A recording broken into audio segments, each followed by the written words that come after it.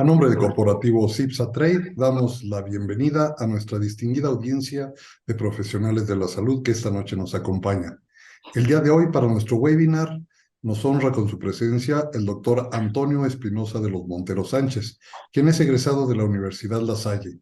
Posteriormente se especializó en cirugía general en la Universidad Nacional Autónoma de México, en el Instituto Nacional de Ciencias Médicas y Nutrición Salvador Subirán, y en cirugía plástica y reconstructiva en The University of Alabama, Birmingham, en Estados Unidos. Es experto en abdominoplastía, lipoescultura, aumento mamario, mastopexia, liposucción, rejuvenecimiento facial y toxina botulínica.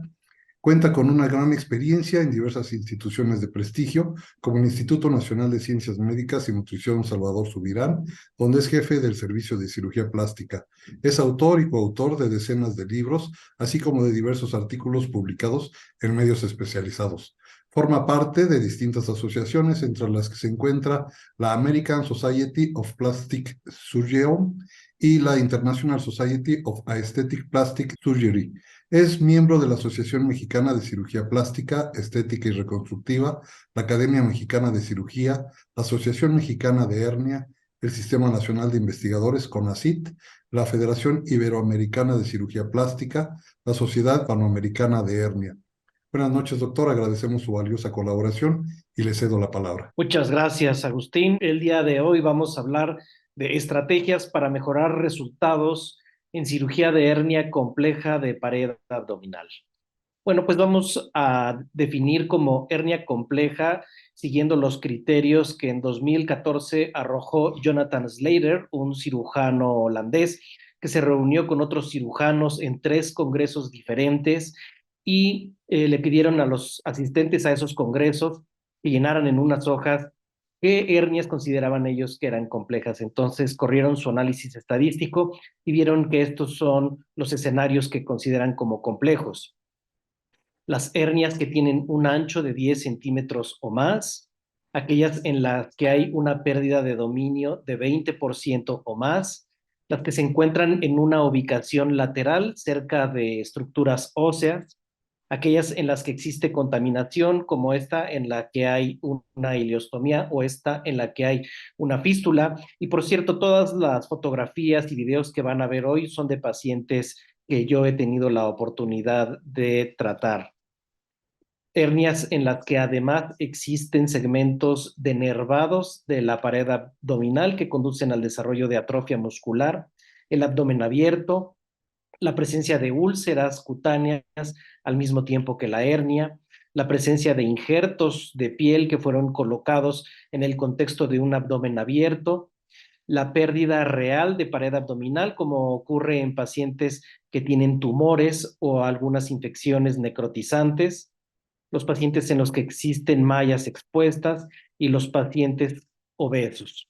Yo agrego siempre un escenario que no viene contemplado por el grupo de trabajo de Jonathan Slater, que son los pacientes a los que al mismo tiempo de la reconstrucción de la pared abdominal se les hace un trasplante de hígado. Por ejemplo, este paciente que tiene insuficiencia hepática terminal se somete a trasplante de hígado y al mismo tiempo del trasplante existe la necesidad de reconstruir este defecto.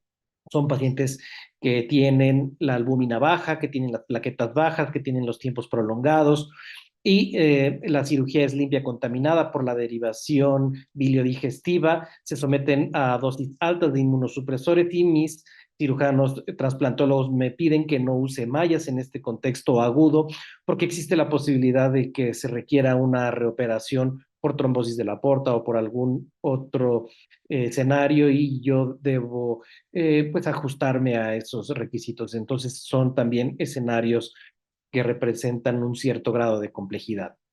Todos estos pacientes tienen un riesgo incrementado de desarrollar eventos adversos que pueden ser necrosis de la piel, que conduzca al desarrollo de defectos cutáneos extensos, dehiscencias, sangrados, seromas, infección, necrosis con exposición de mallas, tromboembolia pulmonar, y todos estos conducen a una estancia intrahospitalaria prolongada, una reducción en la calidad de vida, y también otro desenlace no ideal es el desarrollo de recurrencias. Este es un paciente que se sometió a una hernioplastia con una técnica de separación de componentes anterior y ha venido conmigo con una recurrencia de la hernia en la línea media y además nuevas hernias en los sitios en donde se realizaron las incisiones por la separación de componentes. Entonces, ante estos desenlaces frecuentes en pacientes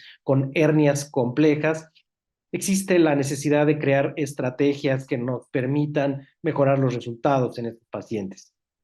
Y yo las he dividido en las que se llevan a cabo antes de la cirugía, durante la cirugía. Hoy en día tenemos un mejor conocimiento de la anatomía de la pared abdominal. Es increíble que la anatomía del ser humano seguramente no ha cambiado en los últimos miles de años. Tenemos teóricamente al primer anatomista en el caso de Herófilo en el año 335 antes de Cristo. Tenemos muchos anatomistas más. Algunos de los más destacados son Galeno, Andreas Vesalio, Leonardo da Vinci, Nicole Sturm, que fue pintado por Rembrandt. Tenemos más recientemente a Netter, pero nosotros ahora tenemos herramientas que ellos no tuvieron. Tenemos estudios de imagen con la posibilidad de realizar reconstrucciones tridimensionales, tenemos el robot, tenemos la capacidad de hacer disecciones en cadáveres siguiendo las técnicas quirúrgicas que se han descrito en forma reciente. Y de esta forma tenemos una mejor forma de apreciar y de entender la anatomía de la pared abdominal. Por ejemplo, si nosotros visitamos la página Wikipedia en inglés, podemos ver que ahí dice que el músculo oblicuo externo es el mayor de los músculos de la pared abdominal lateral. Y de hecho, hace algunos años al oblicuo externo le llamábamos también oblicuo mayor y al oblicuo interno le llamábamos oblicuo menor. Hoy sabemos que el oblicuo externo tiene menor volumen y menor área que el oblicuo interno. Aquí vemos en cortes en el centro de la pared abdominal que el oblicuo interno tiene una proyección más medial que el oblicuo externo y en la región posterior el oblicuo externo termina en esta zona, esto de aquí es la cola del músculo dorsal ancho, mientras que el oblicuo interno se continúa hacia una región más caudal. Incluso veamos cómo en un ultrasonido podemos ver que el espesor del músculo oblicuo interno es mayor que el espesor del oblicuo externo. En porciones más inferiores, cercanos a la ingle, el músculo oblicuo interno es muy grueso y el músculo oblicuo externo es casi inexistente, de forma que en la región inguinal ya no hay músculo oblicuo externo, sino solamente su fascia. Esto ha estado estudiado. En el 2006, Gabriel Rankin publicó que tanto en hombres como en mujeres existe más volumen en el músculo oblicuo interno que en el músculo oblicuo externo. Y también Nahid Tahan ha demostrado ultrasonográficamente que de todos los músculos de la pared abdominal, el que tiene más volumen es el recto anterior del abdomen, seguido por el músculo oblicuo interno, después el oblicuo externo y al final el músculo transverso del abdomen. Hoy sabemos también que el músculo transverso del abdomen, al menos en su parte cefálica, no termina aquí en la línea semilunar, sino que se extiende por detrás del músculo recto anterior del abdomen. Como vemos en este diagrama que proviene de una publicación hecha por nosotros hace algunos años, aquí vemos cómo en la parte cefálica el músculo transverso se encuentra detrás del músculo recto y esto representa la base de una de las técnicas quirúrgicas que vamos a ver más adelante. Para exponer el músculo transverso del abdomen, que es el que vemos aquí, es necesario incidir esta fascia que hoy sabemos que es la lamela posterior del músculo oblicuo interno. La grasa preperitoneal sabemos hoy que es una extensión extraperitoneal del ligamento falciforme del hígado y representa la base anatómica de una maniobra que en inglés se ha denominado como crossover, que nos permite disecar espacios retromusculares en forma bilateral. Hoy sabemos que en la parte lateral de la pared abdominal es posible identificar un plano pre-fascia transversalis de un plano pre-peritoneal, tal como sabemos desde hace mucho tiempo que ocurre en la parte central de la pared abdominal. Hoy sabemos que el área subcostal no termina en las costillas, sino que entre las costillas y la fascia transversalis existe una extensión cefálica de 2 o 3 centímetros. Y bueno, dentro de la preparación preoperatoria que podemos hacer en estos pacientes, tenemos la posibilidad de preparar la cavidad abdominal inyectando aire de forma que generemos lo que se ha denominado como neumoperitoneo progresivo preoperatorio. Lo que conseguimos con esto es generar espacio en el interior de la cavidad abdominal, de forma que el volumen que se ha herniado se regresa al interior de la cavidad abdominal y tenemos espacio para cerrar estos músculos sin que esto impacte negativamente en la función renal o en la función respiratoria del paciente. Anteriormente esto lo hacíamos colocando un catéter en una cirugía aparte, pero hoy en día lo hacemos en forma percutánea y qué mejor que guiado por rayos X y con comprobación con contraste, de forma que el mismo día que se realiza la colocación del catéter podemos comenzar con la insuflación del aire y aspirar a tener este resultado. Aquí lo que vemos son asas de intestino, aquí lo que vemos es aire y esta es la tomografía antes y después de la cirugía. Aquí vemos una toma lateral antes y después de la cirugía. Otra forma en la que podemos preparar al paciente antes de la cirugía es mediante la administración de toxina botulínica. La toxina botulínica tiene un efecto aferente sensitivo que al viajar de forma retroaxonal llega a los ganglios de la raíz dorsal y ahí bloquea la liberación de mediadores del dolor. Y se ha visto específicamente en el contexto de la cirugía por hernias de pared abdominal que los pacientes que reciben toxina botulínica tienen menos dolor postoperatorio comparado con los pacientes que no recibieron toxina botulínica. Pero bueno, realmente lo que más nos interesa de la toxina botulínica es el efecto eferente motor que proviene de bloquear los receptores de acetilcolina en la unión neuromuscular. Y esto lo hacemos principalmente en los músculos laterales de la pared abdominal, que son los que tienden a separarla y hacer más grandes los defectos en ella. Al administrar la toxina botulínica en estos músculos laterales, podemos ver cómo se adelgazan, pero así como vemos que los músculos inyectados se adelgazan, podemos ver que el tamaño del paciente se mantiene igual. Entonces, otra cosa que ocurre, además de que los músculos se adelgazan, es que existe un incremento en el volumen de la cavidad intraabdominal. Entonces, hemos calculado que la reducción del grosor de los músculos es de 30%, el volumen intraabdominal aumenta en 10%, y en tomografías realizadas con maniobra de Valsalva podemos ver que hay un incremento en la longitud del 10%, pero estimamos que esto puede ser aún mayor durante la cirugía. Además de los cambios estructurales, anatómicos, podemos revisar los cambios funcionales y a los pacientes les hacemos una electromiografía, como en este paciente que está haciendo una plancha lateral y estamos midiendo el músculo oblicuo externo de su lado derecho. Aquí están los cables que van a la máquina que nos arroja estos valores en microvoltios. Y aquí vemos estos números antes y después de la administración de toxina botulínica. Y si los traducimos a la intensidad de un color como el rojo, podemos ver que así es como se vería el músculo antes de inyectar toxina botulínica y así es como se vería un mes después de la inyección.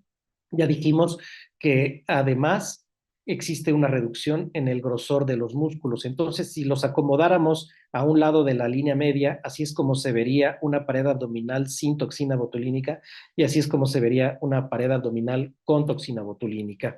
Entonces, al hacer esto, podemos aspirar a trasladar la pared abdominal de lo lateral a lo medial con cierta facilidad, como en este paciente con una hernia de 20 por 17 centímetros, un índice de masa corporal de 34 kilogramos por metro cuadrado, y esto es antes de hacer cualquier maniobra de relajación o de separación de componentes. Entonces, Con esto podemos aspirar a reducir la complejidad del procedimiento que se requiere para cerrar los músculos, reducir la disección lateral que se requiere para alguna técnica, reducir la tensión en el cierre y la posibilidad de desgarro de la fascia y de los músculos de la pared abdominal, reducir la probabilidad de tener que puentear el defecto, aumentar la probabilidad del cierre tanto en pacientes con abdomen abierto como en pacientes en quienes se han sometido a resección de algún segmento de la pared abdominal, ya sea por tumores, por infecciones o por trauma,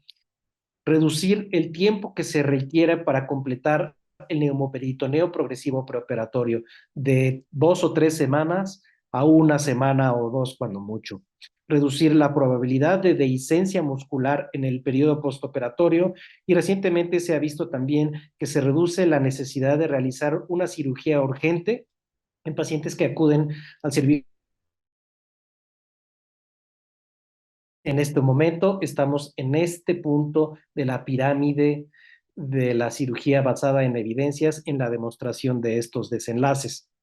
En cuanto a la guía para administrar la toxina botulínica, tenemos estrategias que nos permiten obtener mejores resultados hoy en día en vez de seguir guías de anatomía de superficie, preferimos mejor observar en tiempo real la administración de la toxina botulínica. Y esto es porque si seguimos estas guías en pacientes con hernias laterales o con desplazamiento de las vísceras hacia un lado o con estomas o como este paciente que tiene asas de intestino entre la piel y los músculos, si lo hacemos en forma cegada puede ser que no sea en forma ideal. Entonces preferimos tener una guía imagenológica que puede ser mediante tomografía computada o mejor aún, mediante ultrasonido, de forma que en tiempo real podemos observar cómo la aguja está pasando por las diferentes capas. Aquí está la grasa subcutánea, aquí está la fascia del músculo oblicuo externo y aquí podemos ver el músculo oblicuo externo y esta imagen hipoecoica que corresponde al líquido, a la toxina botulínica, conforme está siendo administrada en el músculo oblicuo externo y continuaremos administrándola aquí en el músculo oblicuo interno. Dentro de la preparación preparatoria tenemos también las filosofías arrojadas por los grupos de trabajo de la recuperación posquirúrgica mejorada y también los conceptos de la prehabilitación. Antes de la cirugía, queremos optimizar las comorbilidades de los pacientes de forma que dejen de fumar por lo menos 4 semanas antes, que la albúmina sea no menos de 3 gramos por decilitro en pacientes desnutridos, en pacientes con insuficiencia hepática es muy difícil conseguir esto, por eso es que agrego aquí la leyenda de idealmente. La hemoglobina glucosilada preferimos que no sea mayor a 7.5%, idealmente, aunque hay pacientes que se encuentran en su momento óptimo de su control glucémico, en un punto en el que tienen más de esto y debemos plantearnos la posibilidad de proceder con la reconstrucción si es que ya se encuentran en el mejor momento posible de su control muy particular. En pacientes que tengan heridas, ya sea úlceras o sinus, queremos que cualquier secreción que salga de ahí muestre negatividad de los cultivos y que los valores de proteína C reactiva y de velocidad de sedimentación globular vayan progresivamente mejorando. En los pacientes que tienen obesidad, queremos que bajen de peso y esto es algo que nos tomamos muy en serio porque la cirugía es más compleja, la posibilidad de complicaciones postoperatorias es mayor y también la estancia intrahospitalaria es mayor y la posibilidad de recurrencia de la hernia después de tratada es mayor si hay exceso de peso. Entonces, en pacientes que tienen obesidad extrema, como este paciente que tiene un índice de masa corporal de 41 kilogramos por metro cuadrado, les pedimos a nuestros cirujanos bariatras que le hagan una manga gastra por laparoscopía. Aquí vemos las cicatrices de la laparoscopía y aunque la imagen del paciente parece muy similar, aquí en la imagen de la derecha el paciente ha bajado de peso en forma considerable. Aquí tiene un índice de masa corporal de 33 kilogramos por metro cuadrado y podemos en ese punto hacer la cirugía de la reconstrucción de la pared abdominal. Aquí vemos las imágenes de la tomografía antes de la cirugía que incluso se salían más allá de lo que el escáner puede mostrarnos y aquí vemos las imágenes tomográficas después de la cirugía. y podemos tener así un resultado postoperatorio apropiado. También queremos darles a los pacientes inmunonutrición preoperatoria basada en la administración de vitaminas A, C, D, glutamina, arginina y omega 3. Queremos pedirles que hagan prehabilitación y esto está basado en la realización de 3 tipos de ejercicios: ejercicio aeróbico, de fuerza y de flexibilidad.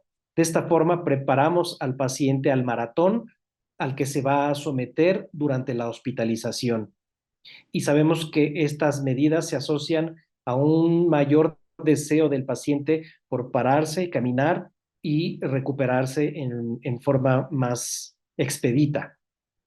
Nos gusta pedirles a los pacientes que aprendan a usar el inspirómetro antes de la cirugía, no después cuando están adoloridos, y puede ser que no pongan atención a las instrucciones de cómo usarlo. Se ha estudiado y se ha visto que los pacientes que conocen el inspirómetro antes de la cirugía lo usan de una forma más eficiente después de la cirugía. Y nos gusta también darles a los pacientes una carga de carbohidratos 2 horas antes para mejorar el balance de la insulina y la glucosa y reducir la náusea y el vómito postoperatorios. Durante la cirugía les pedimos a nuestros anestesiólogos que no tengan una terapia hídrica ni restrictiva ni liberal, sino basada en metas. Y la forma menos invasiva de hacerlo durante la cirugía es monitorizando el volumen sistólico con ecocardiograma.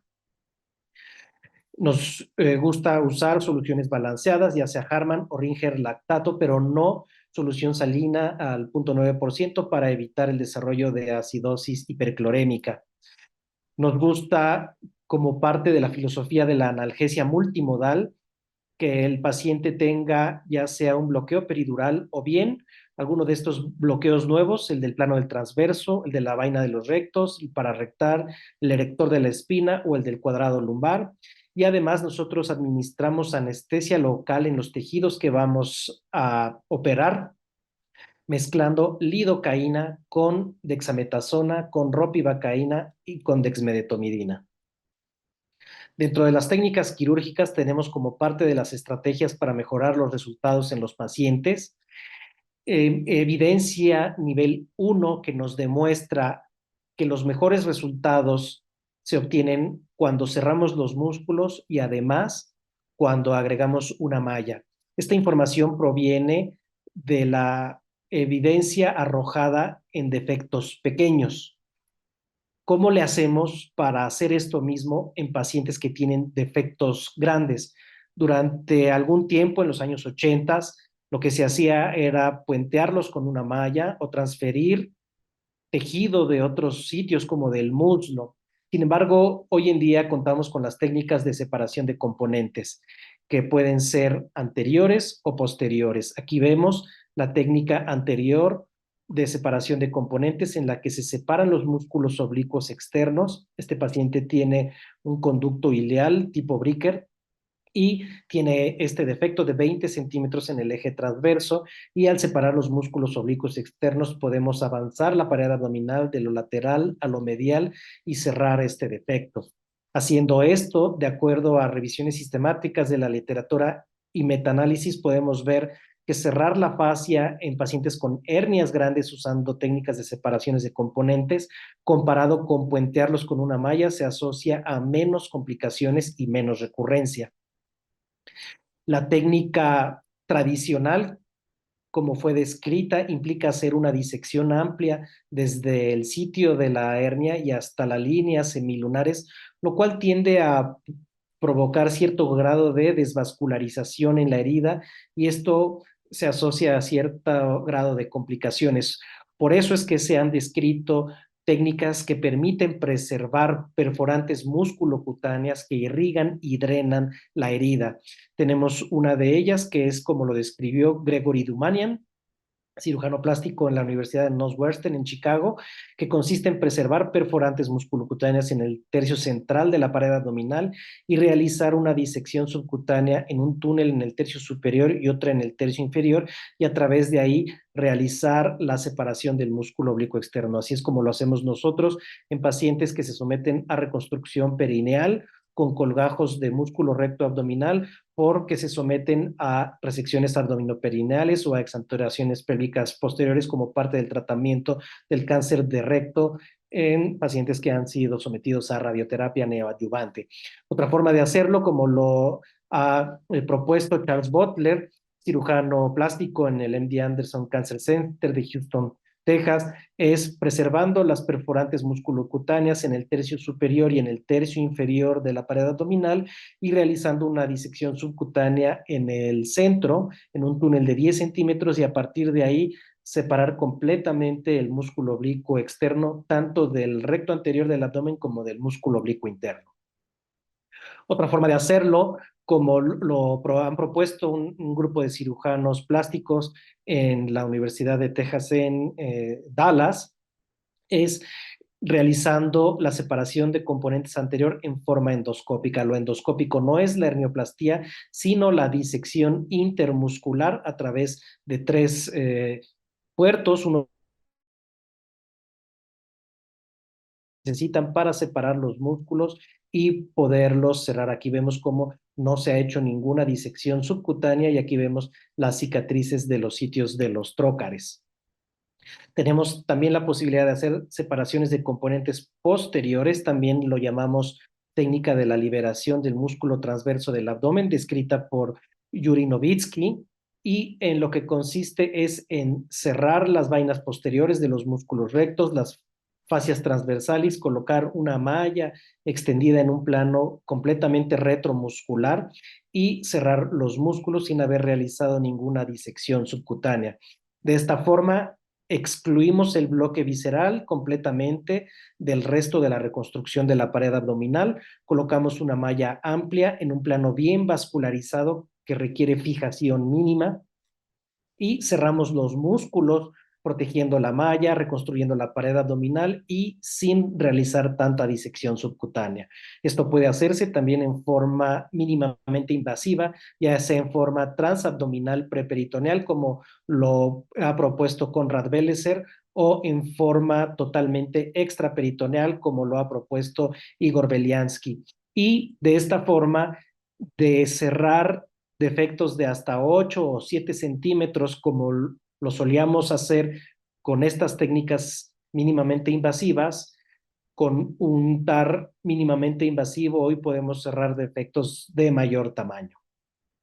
Con estas técnicas retromusculares podemos conectar el centro de la pared abdominal con la pared abdominal lateral, con el pubis y con las regiones inguinales, de tal forma que con una sola malla podemos tratar hernias incisionales y hernias inguinales. Podemos desplazar la malla entre el pubis y la vejiga, cumpliendo con los requisitos de la visión crítica del orificio miopectíneo. Podemos fijarlas, si así lo deseamos, a los ligamentos de Cooper y debido al traslape que existe entre el borde del pubis y el sitio en el que se coloca la malla, ya no tenemos que realizar ningún tipo de fijación al pubis como lo hacíamos hace tiempo. En el contexto de las hernias subcostales, nosotros lo hemos reportado, ya no tenemos que fijar mallas aquí al borde de la costilla o a la parte superior de la costilla, sino que la podemos deslizar aquí en este espacio que se encuentra entre el borde posterior de las costillas y la fascia transversalis. Las hernias de los flancos podemos cerrarlas también si hacemos una técnica retrorectal y posterior al músculo transverso del abdomen del lado ipsilateral. En las hernias lumbares, como el músculo transverso del abdomen se continúa con el cuadrado lumbar en los 2 tercios superiores y con el psoas en el tercio inferior del abdomen, entonces podemos hacer una disección retromuscular total, cerrar el defecto, colocar una malla sin realizar ningún tipo de fijación y cerrar los músculos. De esta forma ya no hacemos fijaciones ni a las crestas ilíacas ni a través de la pared abdominal en este sitio en el que existe una gran cantidad de nervios sensitivos. Estas técnicas retromusculares también nos ayudan a cerrar los defectos que surgen al realizar reconstrucciones mamarias con colgajos provenientes del abdomen. También nos ayudan a reconstruir la pared abdominal en forma total en pacientes que tienen tumores de la pared abdominal que se resecan, como esta paciente que tiene un tumor de esmoides. También nos permiten reconstruir la pared abdominal en pacientes que tienen atrofia muscular por denervación, de forma que podemos colocar una malla en plano retromuscular total y unir este músculo grueso inervado con este músculo grueso e inervado y tener una pared abdominal reconstruida. En cuanto a las mallas, también tenemos nuevas mallas que nos permiten tener mejores resultados. En el mundo existen más o menos 40 compañías que producen más o menos 160 mallas y como ya expliqué, nos estamos tendiendo a mover más hacia las técnicas retromusculares y en ellas usamos técnicas parietales.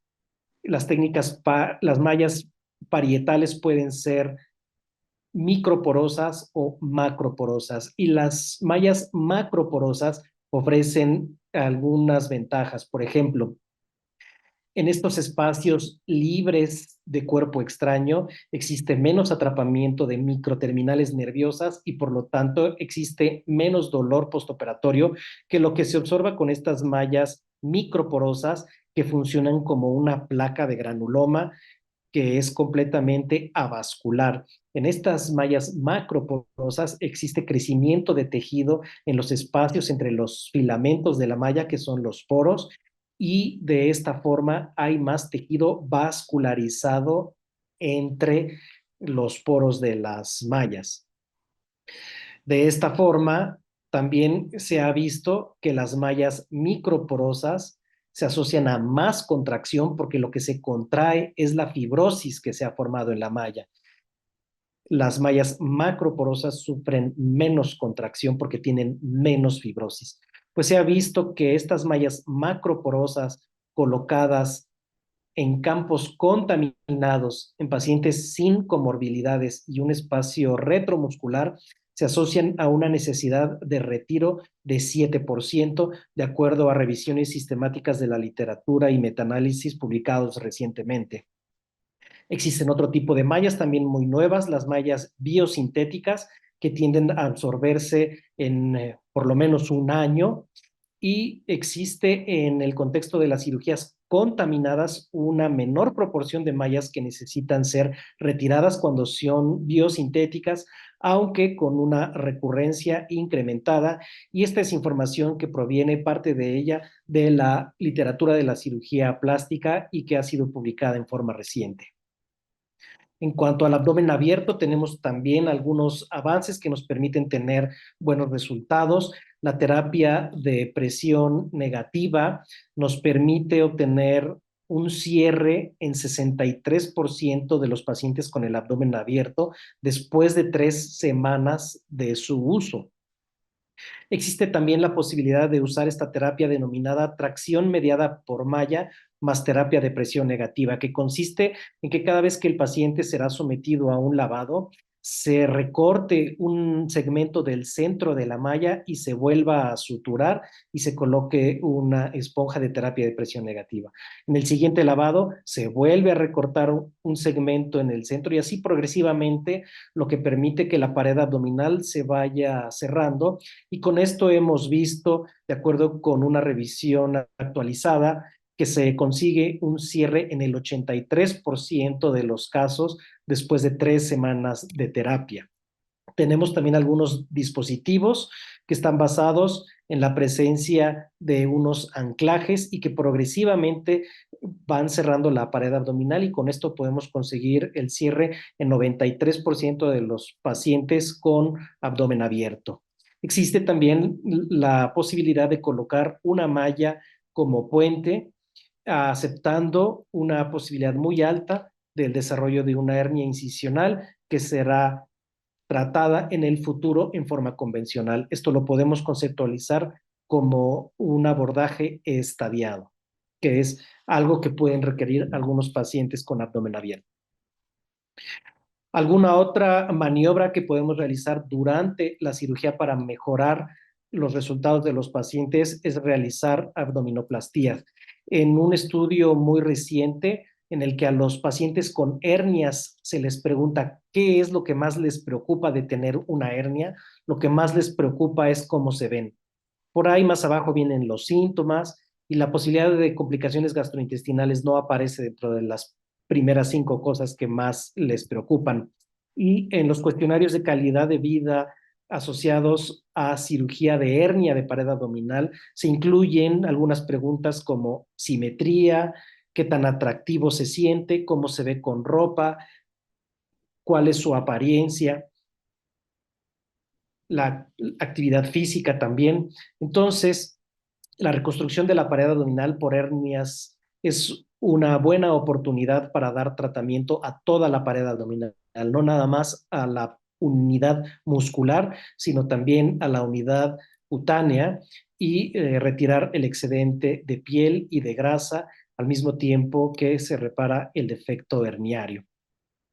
La terapia incisional de presión negativa nos ha ayudado también a tener mejores resultados. Existe una revisión sistemática de la literatura y metaanálisis publicado recientemente en el que vemos que porque reduce el desarrollo de dehiscencias postoperatorias. Hay en la actualidad unas guías, unas recomendaciones de acuerdo a un consenso multidisciplinario y dentro de todas las diferentes indicaciones para el uso de la terapia incisional de presión negativa, una de ellas es la reparación de hernias incisionales. Después de la cirugía, tenemos también algunas estrategias que nos permiten mejorar los resultados de los pacientes. Por ejemplo, evitar al máximo el uso de opioides se asocia a una recuperación más pronta. Usar doble antiemético, siguiendo las guías del cuarto consenso para el manejo de la náusea y el vómito postoperatorio. Iniciar líquidos claros 2 horas después de la cirugía. Pedirle al paciente que se movilice en forma temprana, que camine al menos 3 veces al día después de la cirugía. Documentar en una tabla los volúmenes que el paciente es capaz de realizar durante la inspirometría, de forma que se proponga metas que incremente progresivamente los volúmenes que es capaz de realizar. Mantener al paciente en posición semi-Fowler para evitar el riesgo de aspiración pulmonar. Tener un aseo bucal para reducir la carga bacteriana en la cavidad oral. Profilaxis antitrombótica de acuerdo con las recomendaciones de Caprini. Y fíjense, la inmensa mayoría de los pacientes con hernias complejas de la pared abdominal se someten a cirugías que duran más de 2 horas. Una cirugía que tiene una duración de más de 2 horas le otorga 3 puntos en la escala de Caprini. Pues hasta 4 puntos lo recomendado es usar medias de compresión y dispositivos de compresión neumática intermitente. A partir de 5 puntos y hasta 8, lo recomendado es administrar anticoagulación a dosis profiláctica durante 7 a 10 días, independientemente del día en el que el paciente se vaya de alta. Y si tiene 9 o más puntos en la escala de Caprini, lo recomendado es administrar anticoagulación profiláctica durante 30 días, independientemente del día en el que el paciente se haya ido de alta. Y finalmente, el máximo nivel de evidencia que tenemos hoy disponible en la literatura con respecto al uso de antibióticos profilácticos, específicamente en el contexto de la cirugía de hernias de pared abdominal, indica que existe una menor proporción de infecciones postoperatorias si los pacientes toman antibióticos mientras están teniendo drenajes. Una estrategia que nos puede ayudar también a mejorar los resultados en pacientes con hernias de pared abdominal son las redes sociales, ya sean en inglés como el International Hernia Collaboration o en español como el Foro Hernia Soja. Miren, este es una publicación realizada en el International Hernia Collaboration en marzo del 2015, cuando Alfredo Carbonell de Carolina del Sur dijo: mañana yo voy a hacer mi primer TAR robótico. Ahí nos enteramos nosotros de la posibilidad o de la existencia de esa técnica quirúrgica. Esta técnica fue publicada en papel, en revista, por el grupo de Alfredo Carbonell en enero del 2017, más de un año y medio después de haber realizado el primer caso. Así que hoy en día las redes sociales nos permiten enterarnos de lo que está pasando antes de que sea publicado en revistas científicas y nos permite también pedir consejo acerca de algún caso difícil que podamos tener. Otra estrategia es acudir a congresos específicos de pared abdominal. A diferencia de otros congresos de cirugía general o de cirugía plástica, en las que se hablan de diferentes temas, incluyendo uno de ellos la pared abdominal, en estos congresos solamente se habla de pared abdominal. Todos los días, todas las horas se habla de esto y esto permite desarrollar conceptos más específicos, más exquisitos. Y también nos permite ver, como vemos en este panel, existen diferentes formas de opinar ante un mismo concepto. Esta es una dinámica que se lleva a cabo en este congreso que organiza Yuri Novitsky, el director de la División de Cirugía de Pared Abdominal de la Universidad de Columbia en Nueva York, en el que a los ponentes nos presenta casos difíciles, casos reto, y nos pregunta a cada uno qué le haríamos a ese paciente en específico. No es inusual que cada uno de los participantes tenga una solución diferente al mismo caso. Así que ya no es como antes de que alguien se paraba en un estrado y decía que las cosas se tenían que hacer como ellos decían. No, hoy en día hay muchas formas de abordar las cosas y podemos ver que cada uno de las personas que tienen mucha experiencia en el manejo de casos complejos de pared abdominal pueden tener buenos resultados abordando a los pacientes de diferente manera. Existen algunas direcciones futuras, como por ejemplo el uso de mallas profilácticas en pacientes que se someten a una laparotomía por algún motivo y que se considera una situación de alto riesgo. Esto es algo que ya se está haciendo en algunos sitios y se ha demostrado que efectivamente la estabilidad de la pared abdominal es mayor cuando se usa una malla y es menor cuando no se usa una malla. También en el futuro hemos de ver mejores materiales, mallas que sean capaces de resistir la contaminación o la infección, mallas que si se dehiscenta la herida y se exponen, sean capaces de promover un proceso de cicatrización, que sean más duraderas, de forma que veamos menos recurrencias y también que provoquen menos problemas intraabdominales en el caso de que el paciente requiera una laparotomía en el futuro por cualquier otro motivo. También hemos de contar con simuladores de realidad virtual. Los tenemos para cirugías de mínima invasión, los tenemos para cirugías de hernias en la ingle, pero no los tenemos disponibles para hernias complejas de la pared abdominal. Y finalmente, también es muy útil crear centros multidisciplinarios de pared abdominal, porque esto ha demostrado que permite obtener mejores resultados para los pacientes. Existe una mayor probabilidad de que se completen los protocolos de investigación y también existe una mejor educación de posgrado cuando esto se lleva a cabo en centros multidisciplinarios de pared abdominal.